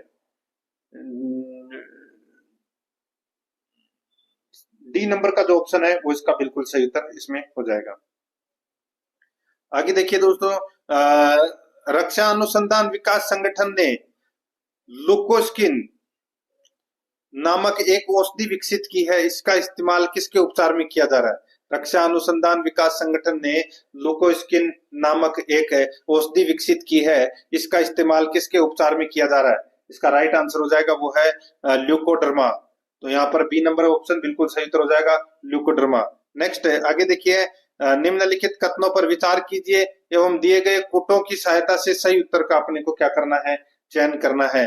दोस्तों यहाँ पर देखिए कोटों के माध्यम से अपने को उत्तर देना है, ठीक है। देखिए यहाँ पर दोस्तों, सर्वप्रथम व्यवसायीकरण किए जाने वाला आनुवांशिक रूप से अभियांत्रिकृत फसल उत्पाद फ्लेवर सेवर टमाटर था, बिल्कुल सही है। फ्लेवर सेवर के पके हुए फल अधिक अवधि के लिए दृढ़ रहते हैं एवं पौधे पर पकने के बाद बाजार में स्थानांतरित किए जा सकते हैं। तो दोस्तों बिल्कुल सही है। तो यहाँ पर पहला और दूसरा कथन सही है। तीसरा, सेवर के पके हुए फलों में रंग होता है किंतु पौधों पर पके हुए फलों जैसे पूर्ण सुरुचिक सारणी का अभाव होता है, ये गलत हो जाएगा। दोस्तों इसमें पहला और दूसरा कथन है वो सत्य है, यहाँ पर ए नंबर का ऑप्शन बिल्कुल सही उत्तर इसमें हो जाएगा। आगे देखिए, पेड़ पौधे प्रदूषण को घटाते हैं क्योंकि वे किसका अवशोषण करते हैं? तो दोस्तों किसका अवशोषण करते हैं? इसका राइट आंसर हो जाएगा वो है कार्बन डाइऑक्साइड का अवशोषण करते हैं। यहाँ पर बी नंबर ऑप्शन बिल्कुल सही उत्तर हो जाएगा। नेक्स्ट आगे देखिए, 111 नंबर का प्रश्न है, निम्नलिखित में से कौन सा एक ओजोन परत की क्षीणता के लिए उत्तरदायी नहीं है? निम्नलिखित में से कौन सा एक ओजोन परत की क्षीणता के लिए उत्तरदायी नहीं है? तो वो है दोस्तों विलायक के रूप में प्रयुक्त मेथिल क्लोरोफॉर्म। यहाँ पर बी नंबर ऑप्शन बिल्कुल सही उत्तर इसमें हो जाएगा। 12 नंबर का प्रश्न है, निम्नलिखित में से कौन सा प्रक्रम ऊष्मासेपी है? बताइए कौन सा प्रक्रम ऊष्मासेपी है? इसका राइट आंसर हो जाएगा वो है, देखिए ऊष्मासेपी कौन सा है वो अपने को यहाँ पर बताना है। देखिए कपूर का उर्ध्वपातन ये नहीं है दोस्तों, ये ऊष्मासेपी प्रक्रम है वो नहीं है। दूसरा, एक सांद्र अम्ल का तनुकरण, एक सांद्र अम्ल का तनुकरण ये है। बिना बुझे चूने के साथ जल की अभिक्रिया ये भी है। जल का वाष्पीकरण ये नहीं है दोस्तों, प्रक्रम ऊष्माक्षेपी।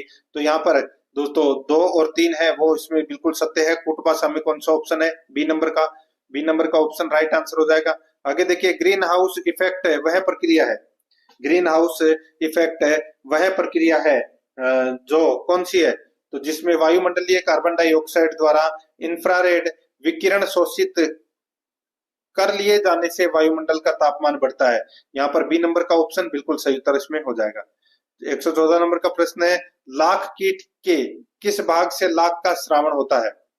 बताइए दोस्तों, लाख कीट के किस भाग से लाख का श्रावण होता है? तो दोस्तों त्वचा भाग से। यहाँ पर डी नंबर ऑप्शन बिल्कुल सही। नेक्स्ट है, कोशिका की वे शरीर की वे कोशिकाएं जिनमें शरीर की किसी भी प्रकार की कोशिकाओं में विभाजन तथा विशिष्टीकरण की क्षमता है और जो कई गंभीर बीमारियों पर शोध का केंद्र बिंदु है, उन्हें कहते हैं। तो उन्हें क्या कहते हैं? उन्हें कहते हैं दोस्तों स्टेम कोशिकाएं। यहाँ पर डी नंबर ऑप्शन बिल्कुल सही, स्टेम कोशिकाएं कहते हैं। नेक्स्ट 116 नंबर प्रश्न है, देखिए हिंदी व्याकरण से संबंधित प्रश्न है, निम्नलिखित में से गुण संधि के उदाहरणों को इंगित करने वाला विकल्प कौन सा है? तो दोस्तों गुण संधि का एक विशेष नियम है, वो आप सभी को तो पता होगा ही। देखिए यहाँ पे तो गुण संधि से संबंधित मैं आपको बताऊं कि क्या होता है कि जहां पर दोस्तों आपको डबल मात्रा दिख जाए, यानी कि कोई भी शब्द है उसके ऊपर अगर डबल आपको मात्रा दिख जाए, देखिए पुत्रेषणा, सुबेसी, हितेशी के ऊपर डबल मात्रा है, वे के ऊपर डबल मात्रा है, तो ये सभी वृद्धि संधि के उदाहरण है दोस्तों। और जहां पर आपको एक मात्रा दिख जाए, जैसे कि ग्रामोत्थान में एक मात्रा है, प्रश्नोत्तर में एक है, यज्ञोपति में एक है, सर्वोत्तम में एक है, कथोपकथन में एक है, तो यहाँ पर इसमें गुण संधि होगी। यहाँ पर बी नंबर का ऑप्शन बिल्कुल सही उत्तर हो जाएगा। आगे देखिए, कर्मधारय समास का उदाहरण नहीं है। कर्मधारय समास का कौन सा उदाहरण नहीं है? देखिए चतुरानंद, जिस 4 है आनंद जिसके, यानी कि ब्रह्मा जी। तो यहाँ पर बी नंबर ऑप्शन बिल्कुल सही, बाकी तीनों कर्मधारय समास के उदाहरण है। नेक्स्ट है, संघ की राजभाषा हिंदी एवं लिपि देवनागरी होगी, यह वाक्य संविधान के किस अनुच्छेद में लिखा गया है? यह वाक्य संविधान के किस अनुच्छेद में लिखा गया है? इसका राइट आंसर हो जाएगा, वो है दोस्तों अनुच्छेद, देखिए संघ की राजभाषा हिंदी और लिपि देवनागरी होगी, तो ये दोस्तों अनुच्छेद 343(1) में यह वर्णन किया गया है।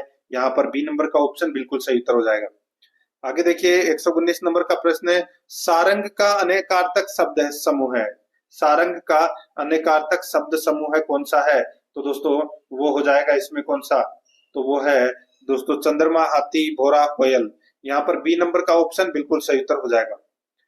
120 नंबर का प्रश्न है, तू डाल डाल में पात पात लोकोक्ति का सही अर्थ है। तू डाल डाल में पात पात लोकोक्ति का सही अर्थ क्या है? तो इसका जो राइट आंसर हो जाएगा वो है इसमें कौन सा? तो वो है एक से बढ़कर एक चालाक। यहाँ पर ए नंबर का जो ऑप्शन है वो इसका बिल्कुल सही उत्तर हो जाएगा, एक से बढ़कर एक चाल, यानी कि एक से बढ़कर एक चालाक। नेक्स्ट आगे देखिए, निम्न में से कौन सा उपसर्ग अरबी भाषा का नहीं है?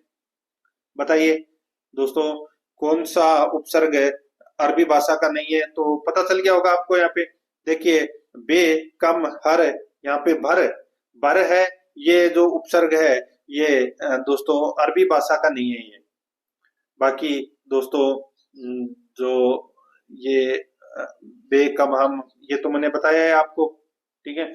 और जो ये भर है ये हिंदी भाषा का उपसर्ग है, जैसे भरपेट, ठीक है, भरमार, भरपूर, भरपाई, तो ये हिंदी भाषा का उपसर्ग है। डी नंबर ऑप्शन बिल्कुल सही। नेक्स्ट है, निम्न में से द्रव्यवाचक संज्ञा का उदाहरण है। द्रव्यवाचक संज्ञा का उदाहरण है तो वो कौन सा है? तो इसका जो सही उत्तर हो जाएगा वो है दोस्तों इसमें कौन सा? तो वो है सोना चांदी। सोना चांदी है वो द्रव्यवाचक का उदाहरण है, क्योंकि हम इसको पिघला सकते हैं। राइट आंसर हो जाएगा यहाँ पे ए नंबर का ऑप्शन बिल्कुल सही। नेक्स्ट, निम्न में से कौन सा पत्र कार्यालय पत्र में शामिल नहीं है? इनमें से कौन सा पत्र कार्यालय पत्र में शामिल नहीं है? इसका राइट आंसर हो जाएगा वो है इसमें निमंत्रण पत्र है। यहाँ पर इसका राइट आंसर हो जाएगा वो है ये शामिल नहीं है, बाकी परिपत्र, कार्यालयादेश और अधिसूचना, ये तीनों है। सी नंबर ऑप्शन बिल्कुल सही। 124 नंबर का प्रश्न इसमें देखिए, 26 जनवरी 1950 को संविधान लागू हुआ, तदनुसार उसमें किए गए भाषाई प्रावधान कौन से अनुच्छेद के अंतर्गत लागू हुए? 26 जनवरी 1950 को संविधान लागू हुआ, तदनुसार उसमें किए गए भाषाई प्रावधान कौन से अनुच्छेद के अंतर्गत लागू हुए? इसका सही उत्तर हो जाएगा दोस्तों कौन से अनुच्छेद के अंतर्गत? दोस्तों अनुच्छेद है 120, 210, 200 सॉरी 343 और 351। अनुच्छेद 120, 210 और 343 से 351 तक ये भाषाई प्रावधान है वो लागू किए गए। यहाँ पर ए नंबर का ऑप्शन बिल्कुल सही उत्तर हो जाएगा। आगे देखिए, इनमें से व्याकरण की दृष्टि से कौन सा वाक्य अशुद्ध है? कौन सा वाक्य अशुद्ध है? दोस्तों यहाँ पर देखिए, कृपया इस निमंत्रण को स्वीकार करने की कृपा करें। तो देखिए यहाँ पर जो कृपया शब्द है वो 2 बार लगाने की जरूरत नहीं है, एक बार शुरू में लगा दिया तो एक बार लास्ट में। तो इस निमंत्रण को स्वीकार करने की कृपा करें, ये निमंत्रण को यानी कि इस निमंत्रण को स्वीकार करने की कृपा करें, ये सही है कथन। कृपा लगाने की क्या जरूरत थी आगे? यहाँ पर डी नंबर का ऑप्शन बिल्कुल सही उत्तर इसमें हो जाएगा। अब देखिए, इंग्लिश ग्रामर से संबंधित प्रश्न 126 से 128 तक, अपन पैसेज से संबंधित प्रश्न है वो पढ़ेंगे। यहाँ पे देखिए, पैसेज पढ़ोगे तो दोस्तों ऑटोमेटिक आपको इसका आंसर है वो पता लग जाएगा। यहाँ पर देखिए, खालिस्तान दे रखा है सबसे पहले, and every other imaginable comfort and luxury. तो दोस्तों यहाँ पे हेयर है इमेजिनेबल इज, ये क्या है ये? तो दोस्तों ये क्या है? तो इसका जो राइट आंसर हो जाएगा ये दोस्तों एन एडजेक्टिव है ये। सी नंबर का ऑप्शन बिल्कुल सही, एन एडजेक्टिव। यहाँ पर सी नंबर ऑप्शन सही। आगे देखिए, choose compound adjective from the phrase well bread parents, बताइए। तो दोस्तों इसका राइट आंसर हो जाएगा वो है इसमें कौन सा? तो वेल ब्रेड। तो यहाँ पर इसका right answer B number option बिल्कुल सही। आगे देखिए, which one of these phrase has a determiner in it. तो दोस्तों इसका भी राइट आंसर मैं आपको बता देता हूं। देखिए, देयर इज नो सब्स्टिट्यूट। तो यहाँ पर सी नंबर ऑप्शन सही उत्तर। ये 3 प्रश्न पैसेज से संबंधित थे, जो आप पढ़ोगे तो ऑटोमेटिक आप आंसर दे सकते हैं। 129 नंबर प्रश्न है, fill in the blank with the correct form of verb. यहाँ पर देखिए, see in the hospital since Monday, Khalistan बताना है। दोस्तों क्या आएगा खालिस्तान में? तो यहाँ पर दोस्तों देखिए, सिंस मंडे, तो इसका राइट आंसर हो जाएगा हैज बीन का प्रयोग होगा यहाँ पे, हैज बीन का। तो यहाँ पर सी नंबर का जो ऑप्शन है वो इसका बिल्कुल सही उत्तर हो जाएगा, has been in the hospital since Monday. तो यहाँ पर अपना इसमें सी नंबर ऑप्शन सही। आगे देखिए, यहाँ पे replace the underlined part of the following sentence. यहाँ पर देखिए, with one word from the given options. यहाँ पर देखिए, his hand writing is not clear enough to be read. बताइए, एक वो जो मतलब जैसे कि not clear enough of the read, यानी कि ऐसी लिखावट जिसको पढ़ाई नहीं जा सके, ठीक है, तो उसको क्या बोलते हैं? अपठनीय। तो यानी कि इलिजिबल। तो यहाँ पर अपना इसमें राइट आंसर क्या हो जाएगा? वो है बी नंबर का ऑप्शन बिल्कुल सही। नेक्स्ट 131 नंबर का प्रश्न, choose the correct indirect speech of the following sentence from the options given below. यहाँ पे देखिए सेंटेंस है, he said hurrah I have won the quiz. दोस्तों बताइए, तो इसका राइट आंसर क्या हो जाएगा? तो दोस्तों इसका राइट आंसर हो जाएगा वो है इसमें दोस्तों he exclaimed with joy that he had won the quiz. तो यहाँ पर बी नंबर ऑप्शन बिल्कुल सही उत्तर इसमें हो जाएगा, याद रखना। नेक्स्ट आगे देखिए, यहाँ पे 32 नंबर का प्रश्न है, in the blank fill in the blank with appropriate article. Article है वो दोस्तों अपने को यहाँ पर भरना है। यहाँ पर आप देख सकते हैं, देखिए सराह इज एक्सीलेंट टीचर, क्या आएगा ऑप्शन में? तो एन एक्सीलेंट आएगा, एन एक्सीलेंट टीचर। एक्सीलेंट के लिए दोस्तों यहाँ पे एन लगेगा, तो यहाँ पर सी नंबर ऑप्शन सही। आगे देखिए, choose the correct Hindi translation of the following word from the given option. यहाँ पे नोटिफिकेशन शब्द दे रखा है, तो नोटिफिकेशन का मतलब क्या होता है? अधिसूचना। ए नंबर का ऑप्शन बिल्कुल सही, अधिसूचना। 134 नंबर प्रश्न, choose the correct active voice of the following sentence from the options given below. यहाँ पर देखिए, द टीचर वाज चेस्ड, तो इसका राइट आंसर क्या हो जाएगा? वो है इसमें कौन सा? तो इसका सही उत्तर हो जाएगा दोस्तों, वो है इसमें समवन चेस्ड द टीचर। तो यहाँ पर इसमें ए नंबर का ऑप्शन बिल्कुल सही उत्तर हो जाएगा। नेक्स्ट आगे देखिए, which of the following is the antonym of, दोस्तों यहाँ पर देखिए रिफ्रेन, तो इसका राइट आंसर हो जाएगा वो है कंटिन्यू। तो यहाँ पर ए नंबर का ऑप्शन बिल्कुल सही उत्तर हो जाएगा। रिफ्रेन का मतलब होता है रोकना, तो इसका जो विलोम शब्द हो जाएगा वो है कंटिन्यू, यानी कि लगातार। अब दोस्तों यहाँ पर देखिए, अपन मैथ और रीजनिंग से संबंधित प्रश्न पढ़ेंगे। एक दुकानदार ने 12 दिनों में 504 रुपए कमाए। प्रथम 4 दिनों की औसत उसकी 40 रुपए थी, तो 4 चौके 60, यानी कि 4 दिन में उसने कमाए 160। शेष दिनों में उसकी औसत आय कितनी है? तो यानी कि 504 में से आप क्या कीजिए, 160 घटा दीजिए। तो दोस्तों आप यहाँ पे 160 घटाएंगे तो 4, और 10 में से 6 गए तो कितने बचे? फिर 4, और फिर 4 में से 1 गया तो कितने बचे? यानी कि 344। अब 344 में आप क्या कीजिए, 8 का भाग दे दीजिए, आपका औसत निकल कर आ जाएगा दोस्तों। ठीक है, तो यहाँ पर देखिए, आप भाग दोगे 344 में 8 का, तो कितना आएगा? 43। तो यहाँ पर डी नंबर का ऑप्शन बिल्कुल सही उत्तर इसमें हो जाएगा। नेक्स्ट आगे देखिए, 10 सेमी और 6 सेमी विमा वाले एक आयत से समान परिमाप वाला एक चतुर्भुज बनाया गया है, जिसका एक कोण 60 डिग्री है। समचतुर्भुज का क्षेत्रफल वर्ग सेंटीमीटर में कितना होगा? बताइए दोस्तों। सबसे पहले तो आयत का परिमाप, तो आयत का परिमाप है वो कितना है? तो 2 इंटू लंबाई इंटू चौड़ाई, सॉरी 2 इंटू लंबाई प्लस चौड़ाई, तो लंबाई और चौड़ाई कितनी है? 16। ठीक है, 16 इंटू 2, यानी कि कितना हो जाएगा? 32। आयत का परिमाप कितना आ जाएगा? 32 आ जाएगा दोस्तों आयत का परिमाप।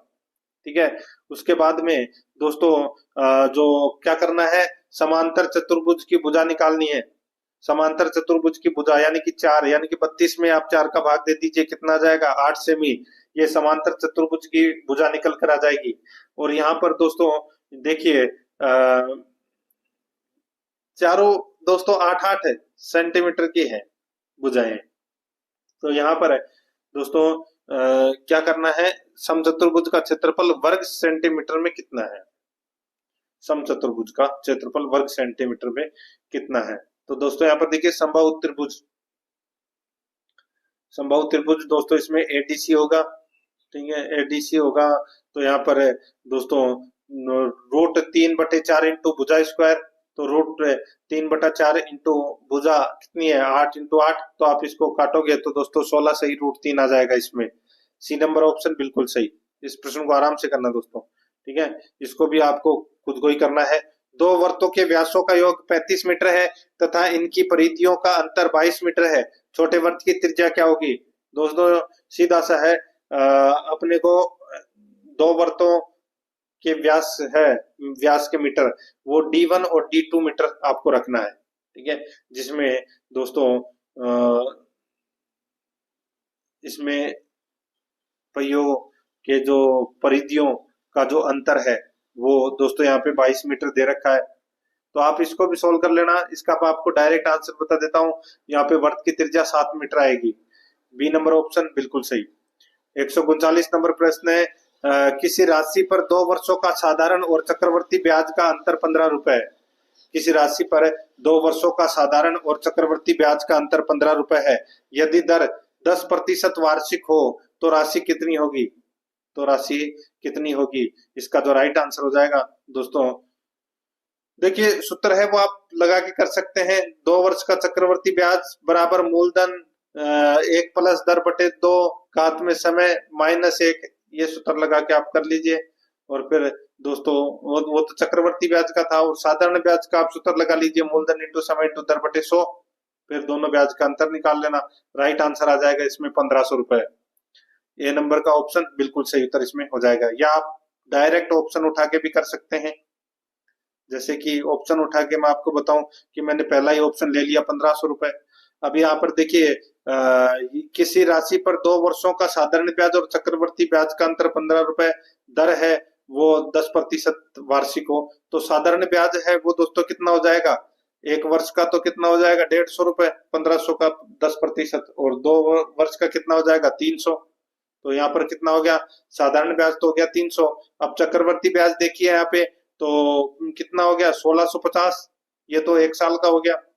अब 1650 का 15% निकाल लीजिए, ठीक है, 0 से 0 कट गया, ये 5 से 3 बार कट गया, तो ये 2 बार कट गया।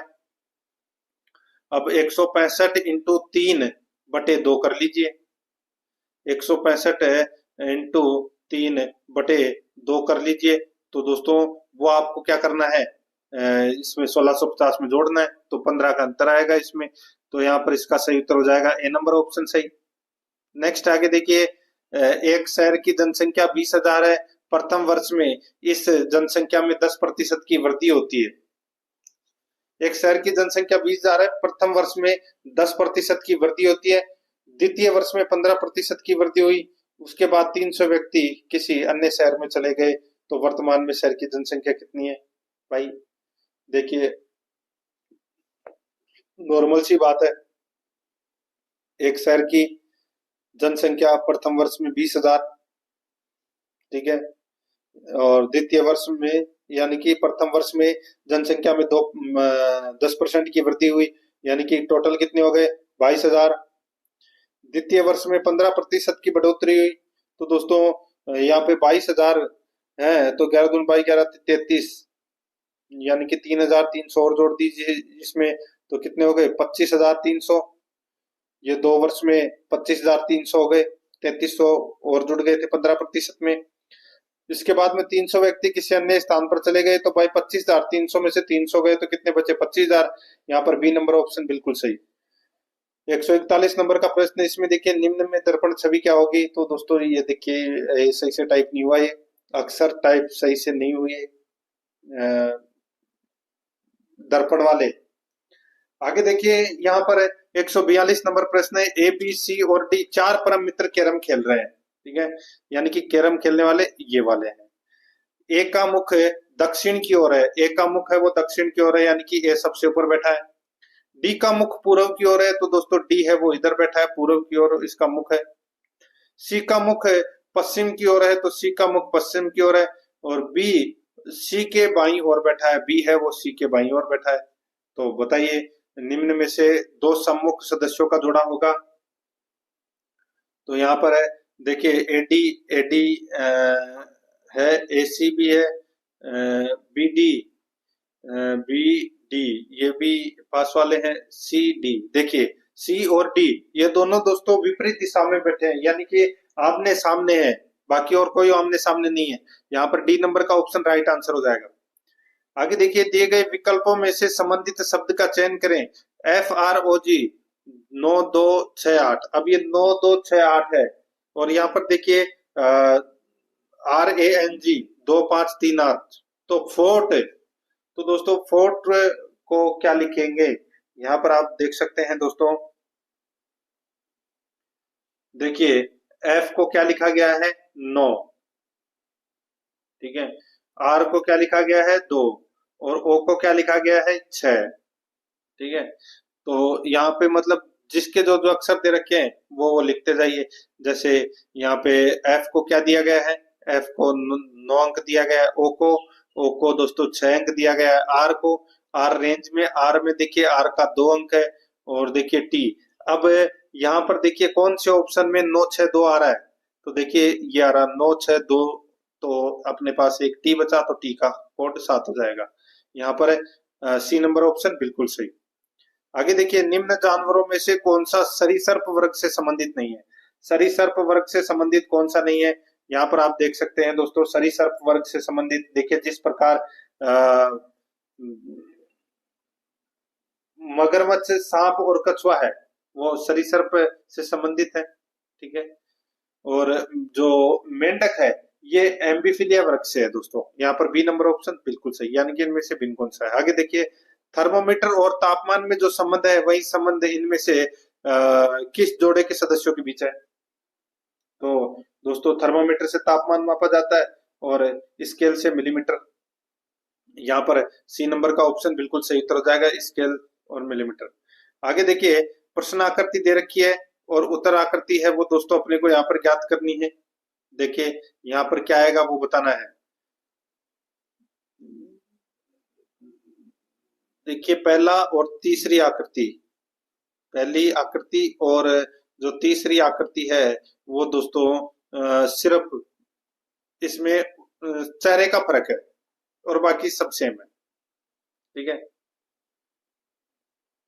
तो यहाँ पर दोस्तों कौन सी आकृति आएगी?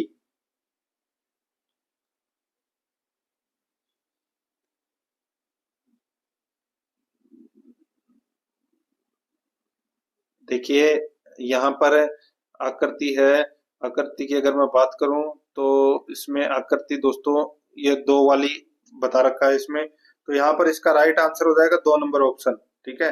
अब आपको देखना है कैसे आएगा ये। आगे देखिए, यहाँ पे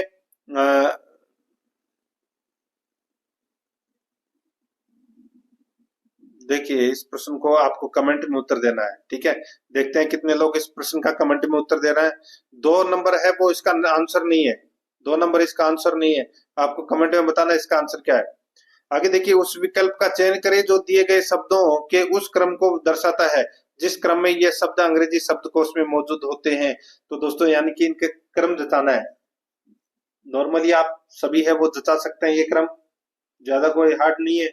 अब इसमें दोस्तों देखिए, P P P P P सब में है, उसके बाद में आई आई आई आई आई तीनों में आई है। फिर देखिए, इसमें टी है, इसमें एक्स है, इसमें वी है, इसमें वी है और इसमें टी है। तो यहाँ पर देखिए टी टी, तो यानी कि इसमें देखिए टी टी पे ही मामला आके अटक गया। अब टी के आगे देखिए, एक में टी है और एक में वाई है, तो वाई पहले आता है, टी पहले आता है। तो यानी कि एक है सबसे पहले आएगा, इसमें एक है सबसे पहले आएगा। तो यहाँ पर दोस्तों 1 5 सबसे पहले 1 5 2 2 4 3 इसका राइट आंसर हो जाएगा। आगे देखिए, यदि राहुल को पता है कि लड़कों की एक पंक्ति में वह दाईं ओर से 12वां है, वह दाईं ओर से 12वां है और बाईं ओर से कौन सा है? चौथा। तो उस पंक्ति में कितने लड़कों को शामिल किया जाना चाहिए जिससे कि पंक्ति में 28 लड़के हो जाए, जिससे कि पंक्ति में 28 लड़के हो जाए? यानी कि दोस्तों सबसे पहले तो 12 + 4 जोड़ के 1 माइनस कर दीजिए, तो 12 और 4 16, 16 में से गया तो कितना? 15। अब दोस्तों यहाँ पर देखिए 28 लड़के को शामिल करना है टोटल, ठीक है। तो 15 28 में से 15 गए तो कितने बचे? 13। यहाँ पर बी नंबर ऑप्शन बिल्कुल सही। नेक्स्ट आगे देखिए, पूर्व की ओर मुख करते हुए एक्स 150 डिग्री दक्षिणावर्त और उसके बाद 105 डिग्री वामावर्त घूमता है। एक्स अब किस दिशा की तरफ है मुख करते हुए खड़ा है, वो अपने को यहाँ पर बताना है दोस्तों। यहाँ पर देखिए 150 डिग्री दक्षिणावर्त और यानी कि इस दिशा में आ जाएगा वो। जैसे कि मैं यहाँ पे बात करूं, पूर्व की ओर मुख करते हुए एक्स 150 डिग्री वामावर्त 150 डिग्री दक्षिणावर्त और उसके बाद में 105 डिग्री वामावर्त घूमता है। तो उसके बाद में 105 डिग्री है वो दोस्तों वामावर्त घूमता है, यानी कि ये 105 डिग्री होगी और ये 150 डिग्री होगी। एक्स अब किस दिशा की मुख तरफ मुख करके खड़ा हुआ है? तो दोस्तों ये इसका जो मुख है वो दक्षिण पूर्व दिशा में होगा दोस्तों, दक्षिण पूर्व में। यहाँ पर अपना बी नंबर ऑप्शन बिल्कुल सही। नेक्स्ट, निम्नलिखित अनुक्रम का उपयोग करते हुए यह निर्धारित करें कि दिया गया कौन सा विकल्प इस समूह में नहीं है। बताइए, दोस्तों यहाँ पे देखिए REW प्रतिशत 4 दे रखा है, 3Q2 दे रखा है। तो दोस्तों यहाँ पर आप देख सकते हैं, इसमें बताइए कौन सा इसमें सही है। दोस्तों यहाँ पर आप देखिए, इसका जो राइट आंसर हो जाएगा वो हो जाएगा इसमें बी नंबर का जो ऑप्शन है वो इसका बिल्कुल सही उत्तर इसमें हो जाएगा। देखिए यहाँ पर ACD में अक्सर 3Q2, REW और B% 4, प्रत्येक के बीच 3 अक्षरों का दोस्तों इसमें अंतर है। ठीक है। और दोस्तों यहाँ पे 4HM इसका राइट आंसर हो जाएगा। ठीक है, बी नंबर ऑप्शन बिल्कुल सही उत्तर इसमें हो जाएगा। तो दोस्तों इसी के साथ मैंने आपको ये मॉडल पेपर नंबर 18 है वो कंप्लीट करवा दिया है। प्रश्न आपको कैसे लगे कमेंट में जरूर बताएं, और आराध्या रेस अकेडमी के साथ में जुड़े रहिए। मिलते हैं दोस्तों नेक्स्ट क्लास में। जय हिंद, जय भारत, वंदे मातरम।